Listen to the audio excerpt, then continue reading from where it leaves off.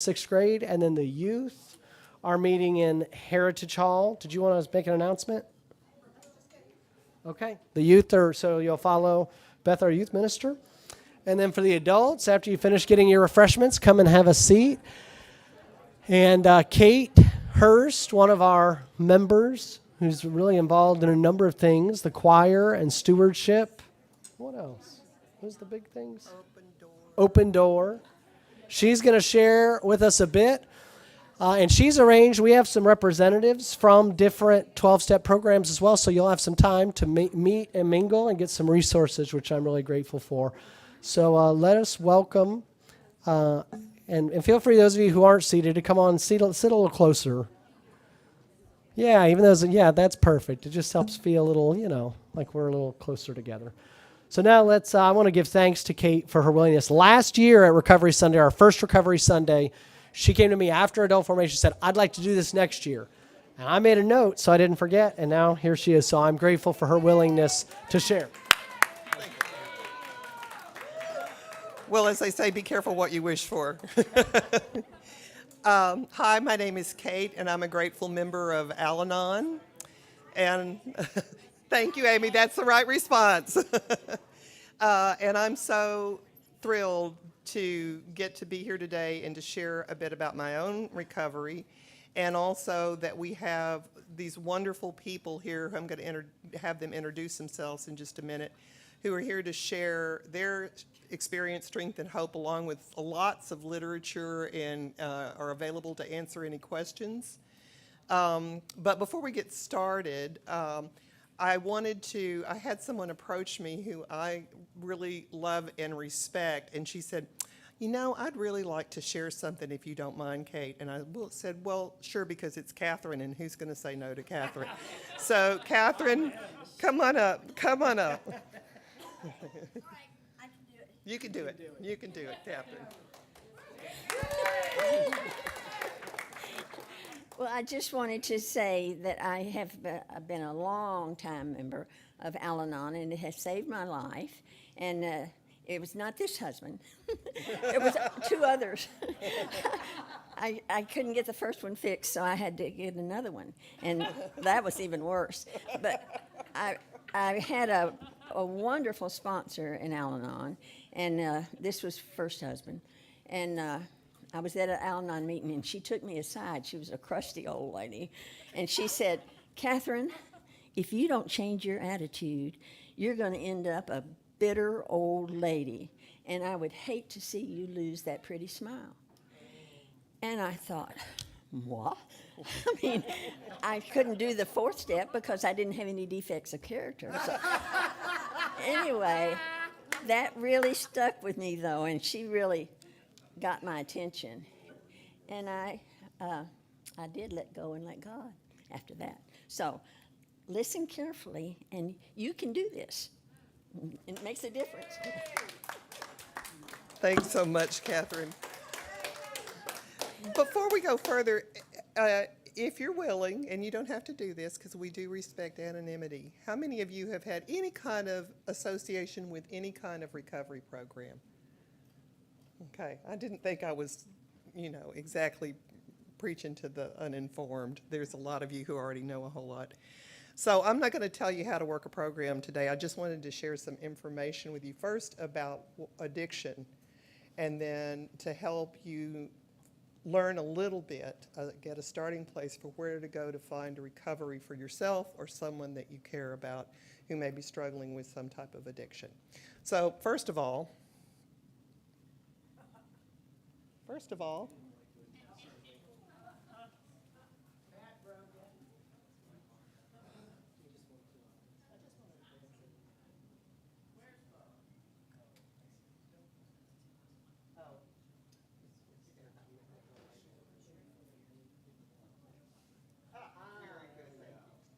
Not my fault, everyone. it was not his fault. It's a PC.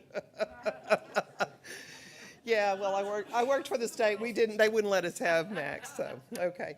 So this first slide is straight from the Mayo Clinic. And by the way, if you would like a copy of this PowerPoint that has all the links in it, I'll be over here at the end, and I do have some paper copies of the handout so that you can look these up if you want to. But what I loved about this is that it talks about addiction being an inability to stop using a substance or engaging in a behavior despite negative consequences. And this works because we're human beings in a weird way. How many of you have found yourself doing something, and I'm not talking every day, but just occasionally, that you know is not particularly good for you, but you just keep doing it? Yeah, we all do. And the reason we do that is because our brains are built so that when we have a pleasurable experience, dopamine is sent into our system. And that's what keeps us trying to do things that are good, like eating, because, when we're born, we need to eat some food, and breathing and things like that. Things that are good for us, it's part of being human. However, what we're finding out in some of the latest research, and we still don't truly understand addiction, there's a lot of tremendous research going on, is that all of us have the potential for addiction. They're discovering a genetic marker that really sets people up at high risk for addiction. Now, like many other things that are genetic, you can have the gene and maybe not respond to it fully if you're in the right kind of environment or you're not around triggers or a number of things. But each of us has that propensity for addiction. And if you don't believe it, take your cell phone, turn it off, and leave it for a week and see how you fare. You will become obsessive about your cell phone. Okay, so some statistics about addiction. Well, when we think of addiction, it's usually in connection with alcohol or drugs for most of us. The statistics for alcohol and drug abuse they're truly frightening, and they're actually growing daily. And I would say, I don't know whether it's more alcohol or more drugs. But for me, I think one of the things that's truly scary is the number of children, very young children, who are becoming addicted to drugs and alcohol. And though it's not good at any age, when you're young and your brain's still forming, it's devastating. It really is devastating. And we're seeing how this plays out for a lot of our children, not only in terms of hard time in recovery, but suicide and many other things, and kids dying before they even get out of their teens. And then there are a whole lot of people that I believe personally, and there is some sense in the science that this is a part of it, that actually turn to drugs and alcohol that they get on the streets or sometimes from their doctor because they're self-medicating around mental health issues. They're depressed, they're bipolar, they're, whatever, schizophrenic. And because, let's be honest, we don't have the greatest mental health services available to everybody. Those you can get. I mean, anybody pretty much can get drugs or booze. It's not hard. Or food or whatever. So, the other thing about substance abuse is that our prison population has a really high percentage of individuals with active addiction issues or who were under the influence of drugs or alcohol during their commission of a crime, and I would say some other behaviors too, not just drugs and alcohol. And I know from my own experience that there are many people in prison now who are for the first time accessing recovery programs, and they're getting well. And that's kind of a shame that you have to go to prison to get well. But that's how things are right now.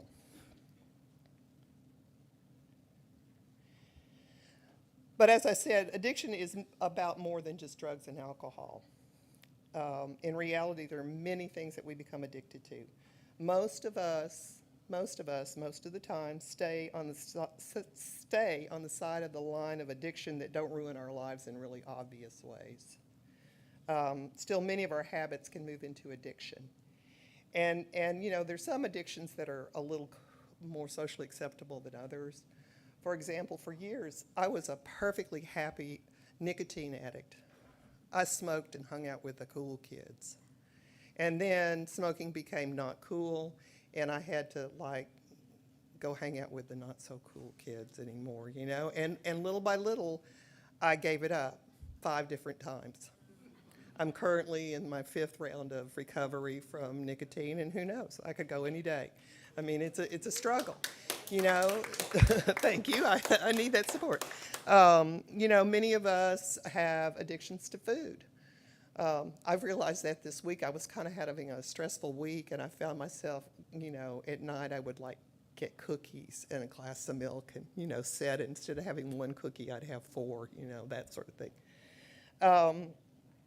So when we think of our own lives, and I'm going to ask this of you right now, take a moment. You don't have to tell anybody, but feel free to share. Is there something in your life that you think you have the potential to become addicted to?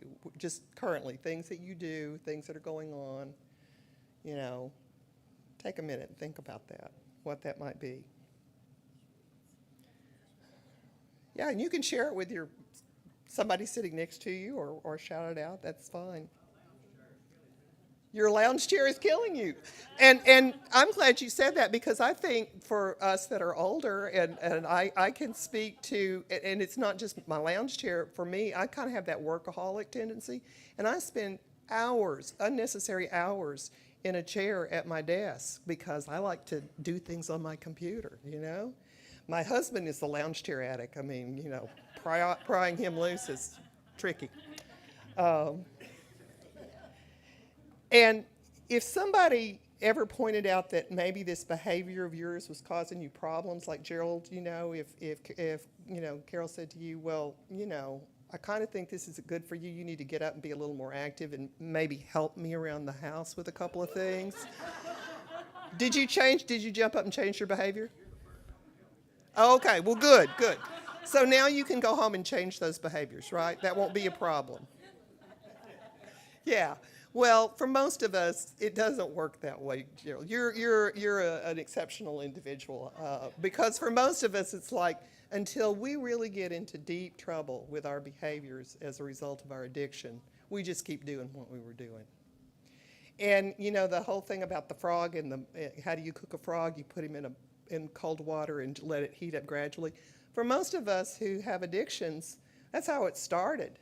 You know, it wasn't a big deal until it became a big deal. And then we were in a boiling pot of water, and for many of us, we didn't know how to get out, or we lacked the energy or the resources to get ourselves out of it. And so that's one of the big struggles with addiction, is how do you get out of it once you realize that you're really struggling with that? And here's what I think. Okay, what has it done? You're right, I need a Mac.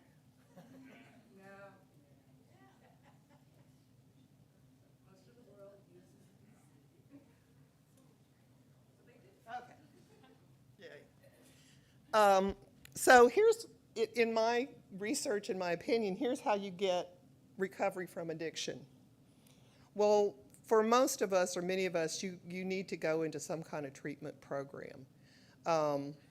If you're lucky, your insurance will pay for it. If not, you got to scramble and find some resources. And for many people, that's hard to come by for a variety of reasons. Counseling helps. I think with any addiction, counseling as a side-by-side and or an add-on or whatever is a really important thing. And a lot of people that I know who have come into Al-Anon have come as a result of their counselor saying, you need to get to a 12-step program. I think you could use some help. And it's free. It's free. It really is. And then the other thing is support groups. And most of the support groups out there that really seem to work, and they're not the only ones, but they do a lot, are 12-step programs. And they have a good track record. They have a really, really good track record. Addiction has physical, mental, emotional, social, and spiritual consequences. And the good news is that recovery and the ongoing management is like any other chronic disease. It's possible if you get treatment, if you get support, counseling, and if you have ongoing support from people who know what you're dealing with and the people who are around you. And this is where groups like Al-Anon come in, and adult children of alcoholics, because addiction doesn't just impact the person who is addicted. It impacts the whole family in some way or another. Because oddly enough, if folks in Al-Anon, we recognize that our addiction is to the addict. And so we have to work through that addiction, just like the addict does. All 12-step programs are based on the original work done by Bill Wilson and Dr. Sam, who developed the 12-step program out of the work of the Oxford group. And we learned about that in the sermon today. And I was so proud to see that that was part of it. That really was good, because a lot of people don't know that. It was in the 1930s that Bill Wilson and Bob Smith used the Oxford program to develop the template that we now use for almost every as far as I know, every 12-step program for any kind of addictive behavior. And just so you know, the Oxford group was a Christian group that was founded by a Lutheran minister back in 1919. And that's where a lot of that work came in. And they split with them because the Oxford group said they were dealing too much with alcohol. They needed to go somewhere else. And so they just formed their own group, which works. As I said, I'm a proud member of Al-Anon. And I grew up in a family that has been impacted by alcoholism on both sides, my mother's side and my father's side, back at least 2 generations, and I suspect a lot more. And we've lost family members to alcoholism. We've had a lot of problems come up with various family members. Families have broken apart, and alcoholism has played a big part in it. And when I say that, I will say that, you know, in my family growing up, nobody said, I'm a proud member of AA, so I'm not going to take their inventory. But I do know in our home, alcohol was a problem. It was a problem it created lots of problems in our family life. And I will also say that the alcoholic in my immediate family was the love of my life, the best person I ever knew, the kindest person I ever knew. In fact, I have to say some of my best friends are alcoholics. They're just a great bunch of folks. No problem there. There is a joke, and it's one of my favorite jokes. He said, if an Al-Anon walked into a room and there were 500 people and all of them were clean and sober except for one person who was the alcoholic, they would immediately go to that person and will ask them for a date. You know, and that's kind of the truth. I mean, it is. Right, Catherine? Yeah. That's how it can work if you're not careful. So, but the way Al-Anon came about, and let me move along a little bit. Al-Anon came about because when Bill was doing his AA meetings in his home, which is where all the meetings originally started out in, the little wife, Lois, you know, had to stay out, and she would, you know, sit in the kitchen and, you know, bake cookies or whatever. And she began to notice that out in the street were all these women, wives primarily, who had driven their husband to this meeting, and they were sitting out in the car. So she started just saying, well, y'all come on in. And they'd sit around the kitchen table, and they would talk and give support to each other, and that's the beginnings of Al-Anon. And it grew from there. And it was not until 1951, the year before I was born, that they formally set up Al-Anon. And they based it on the work of AA. We see ourselves as aligned with AA and in support of AA.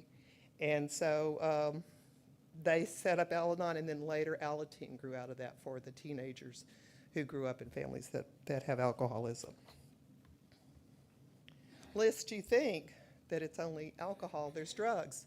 There's another great group called Narcotics Anonymous, and it focuses on addiction to drugs. And we have someone here, or we're going to have someone here.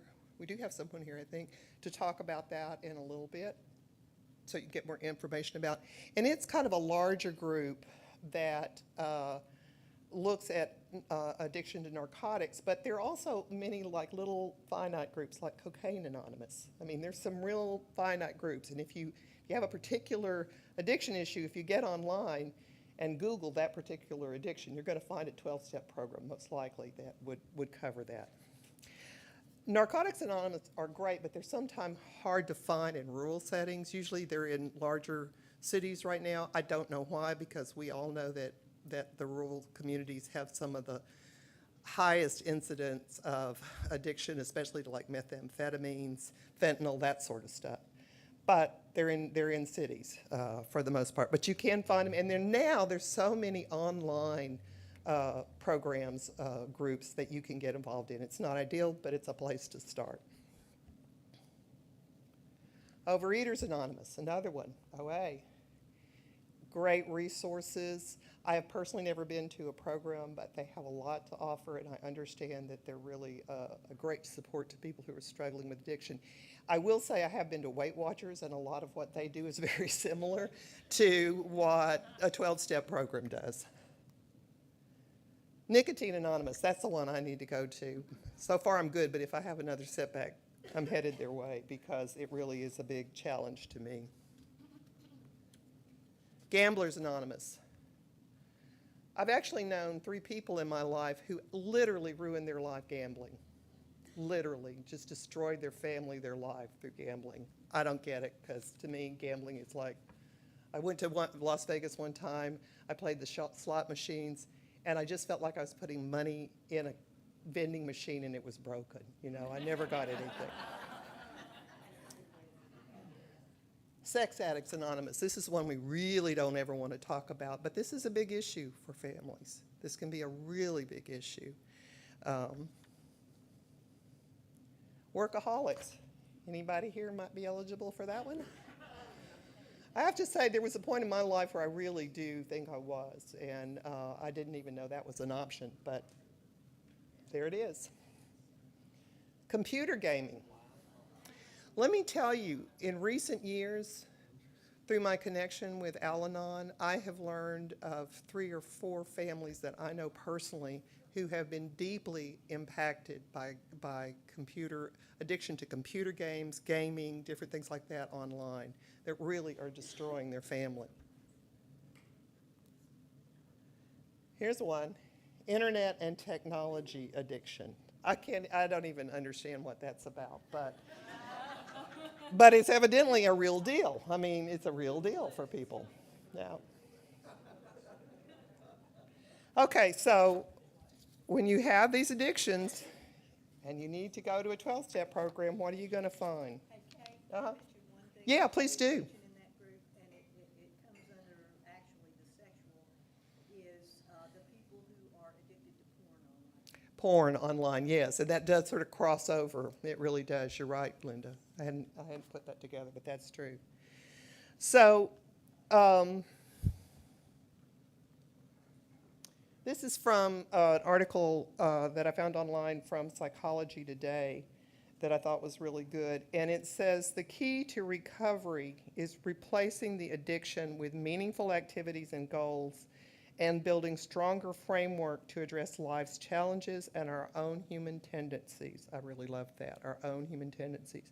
And I have to say, that's what I found in Al-Anon. It gave me a framework for living that I did not get growing up in my family that works and provides serenity and peace of mind that's enabled me to be able to respond to life rather than to react to life and make better choices for myself and feel empowered and not a victim. And that to me is like it's such an incredible gift I got from Al-Anon.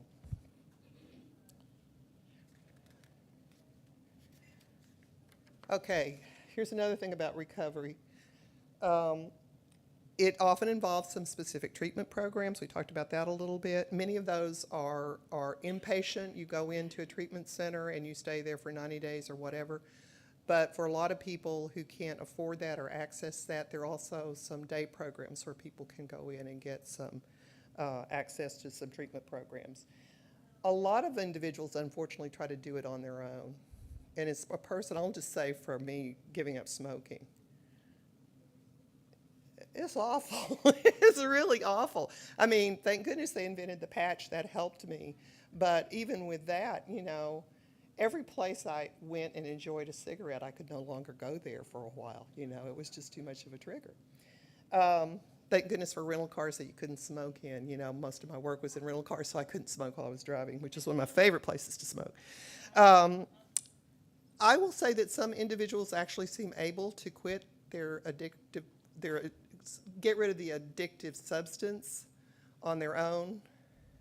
But boy, it's a white knuckle experience, and it oftentimes doesn't really get rid of all the what we call isms, the behaviors that come along with that addiction. But that's, you know, for some people that may work. And I say something's better than nothing. And then there are the 12-step programs. And what I think is so important about the 12-step programs is that you are dealing with somebody who knows exactly what you're dealing with. I mean, it's amazing. I've been in groups that have had 45 people in them, and, you know, right now our group has about 8 regularly. And as different as each of our lives are, and they are, I mean, we're a whole bunch of different people, we have so much in common in terms of our life experiences. It's remarkable. It really is.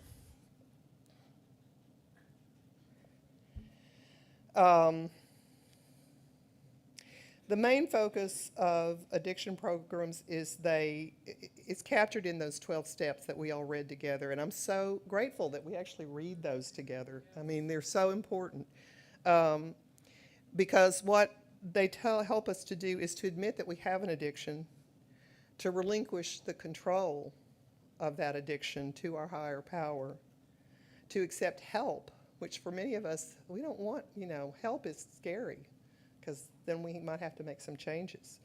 To examine our own behavior. In Al-Anon, we have to look at our part in the situation that's causing problems. And sometimes it's that we enable the addict to do what they do. Sometimes it's that we are, you know, get in and just get in their face and yell at them a lot, you know, or whine a lot. We have at Al-Anon, we call it the 4 M's: mothering, martyring, manipulating, and managing. And let me just say, I'm a queen of all 4 of those. Well, and you're right, when you have no defects of character, which Catherine and I have now come to say, I've changed some of the wording. I call it defaults, like in a computer program when there's default settings. I fall back on my default settings very easily. So you're right. No problems. No problems, yes. Okay. The 12-step programs are spiritual, but they're not religious. When we go into those rooms, we do not say, I'm a member of the Baptist Church, or I'm the member of Calvary Episcopal Church, and I want y'all to come join me. We also do not talk about politics. You know, we don't know whether we're Republican or Democrat or liberal or conservative or, you know, right-wing or left-wing. That doesn't go into those rooms. That stays out. We focus on our program, and we focus on making connections that are spiritual, to turn over control to our higher power, to ask them to guide us in making decisions and taking actions in our lives. And we use prayer and meditation for our tools to help connect us with our higher power. And then we get additional support through daily reading of literature. And I've got some literature over here from Al-Anon, and we have Lisa and Terry brought some stuff from Alcoholics Anonymous. There are other things around. Whoops, Amy's got some stuff over there. But all of them have literature that's really amazing to read. And then we work with a sponsor.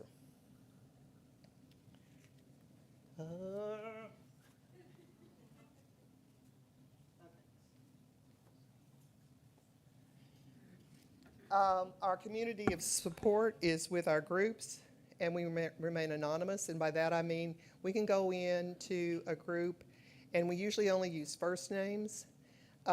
You can make up a name. Nobody cares. You know, whatever you want to be when you go in there. We are experts in the experience, but we are not professionals. We are non-judgmental and non-critical.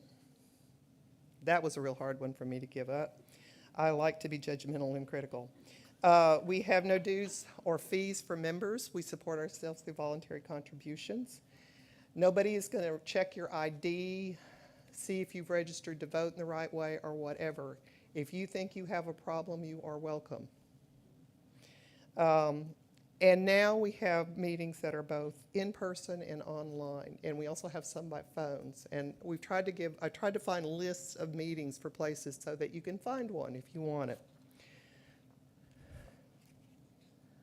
Our sponsors, we always recommend that at some point, usually it's not the very first thing you do, though for some groups, especially AA, getting a sponsor is pretty quick. In other groups like Al-Anon, sometimes it takes a while for people to decide they're ready to get serious and work the program. But you get a sponsor, and that sponsor is there to share their knowledge of the program, to be kind of a mentor for the person. There's someone to hold you responsible for your recovery. And to help answer questions. There's someone that you share in more detail than you share in meetings, because in our meetings we keep it pretty brief, and we focus on ourselves, whereas when you're meeting one-on-one, you can get into a little more detail. We do all these things, but we're not a counselor. We're not there to tell you what you should do or ought to do or how to fix it. That's not what we're there. We can tell you what we did, and maybe you'll get an idea. We can tell you what's in the program, and maybe that'll help you get an idea. But you got to decide what to do with it. And then I put also, we are not your mama. And that means it's your program. You decide how much and how hard you want to work it. And we read the 12 steps, so I'm not going to go into those. But you could substitute, where I have alcohol highlighted, you could put just about anything there, and these steps would work for you. And they work for you in amazing ways. The other thing is we have these slogans, which I thought when I first came in were sort of like little sound bites that were kind of cute and clever, but let me tell you, those will save your life sometimes. And some of these are familiar to you, I'm sure, like let go and let God. Some of them, like how important is it? You know, it's like, really? I mean, you know, whatever. But they really are important. And we use these a lot in crisis situations, or I do personally. You know, that time when I'm about to, you know, have a big fight with my husband, and I can say to myself, how important is it? And sometimes that stops me from starting a fight, you know, not always, but sometimes, you know. And so, you know, these things are really, really great. And then last but certainly not least is the serenity prayer. And I will tell you, whenever I have been tied up in knots and desperate and weeping and not